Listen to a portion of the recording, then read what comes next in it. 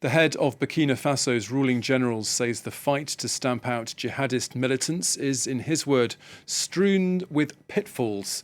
But he's made it clear that authorities there will triumph in eradicating the threat. This after dozens of soldiers were killed or are still unaccounted for after attacks carried out by suspected insurgents in recent days. The latest attack took place in the north, near the border with Mali, leaving at least 14 soldiers dead. For more, I'm joined now on set by France 24's expert on terror groups, Wassim Nasr. Wassim, first of all, let's start by talking through some of the details of these latest attacks. What more do we know about the overall death toll and who was responsible? Well, actually, the overall death toll, and we might it might be interesting to see the map again. The toll could exceed 100 casualties, according to local sources. What do we know about this area? The area of Tinadar. It's an area of activity of the Islamic State. They already claimed some actions there back in September, and in Tin-Akoff, they already operated there too. So both attacks added the one to each other will bring the toll to more than 100 deaths. We know also that the army in Tin-Akoff left the barracks, so the jihadis had the opportunity to collect arms and ammunition, and they retreated back to another town. And here what we see on the screen is a drone strike that was done by the Burkina army. Since they bought Turkish made drones, they hit al-qaeda operatives, meaning not Islamic State operatives, that most probably were responsible of the 17th of February attack.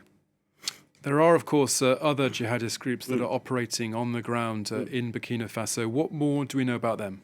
Now we're talking about the Islamic State, but the most prominent group active in Burkina Faso, and it's a good question, it's al-qaeda. And we have a map to see the activity of both groups. So in yellow here we see al-qaeda areas of operation all through 2022, and we see in green the operations of the Islamic State, and the small triangles in black are the areas where both groups were fighting each other. So it's very interesting to look at this map to see the spread of al-qaeda in Burkina Faso.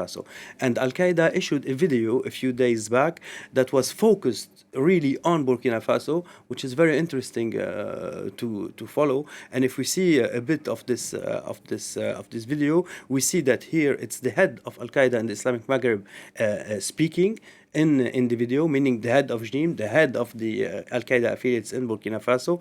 And we see that after this, we see how they constructed their video as an al-qaeda video, which is very important. And there's one person that was absent in this video, and here we see him. It's Jafar Diko. It's the brother of Malam Diko, who planted al-qaeda in Burkina Faso. He was absent, but he's very important for the group. He's an emir of al-qaeda there, and he permitted the group to go further south all the way to committing attacks in Ghana, in Togo, and in Benin. And today, Burkina Faso, with this character, is getting more and more importance in the jihadi activity in this area as a whole. Jafar Diko is also responsible for the kidnapping of two French citizens who were freed in Burkina Faso after the death of two French soldiers back in 2019, and the kidnapping of an American citizen back in 2022, who was released in Niger a few months ago. So a very prominent figure, putting Burkina Faso on the jihadi map, with almost as important as Mali today. Okay, Wassim Nasr, thank you very much for that update.